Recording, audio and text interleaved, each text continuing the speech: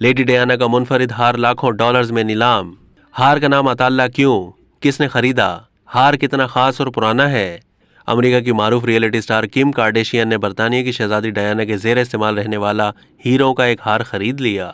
London में होने वाली नीलामी के दौरान सलीब की शक्ल के इस हीरे के हार को किम कार्डेशियन ने 2 लाख डॉलर्स में खरीदा। ये रकम 4.5 करोड़ पाकिस्तानी रुपए से जायद बनती है। हार को नीलाम करने वाले इदारे सोथबी की जानिब से जारी बयान में बताया गया कि अपने हजम, रंग और अंदाज के हवाले से ये हार मुनफरिद है। हमें खुशी है कि इस हार को एक और बड़े नामों के हाथों नई जिंदगी मिल सकेगी।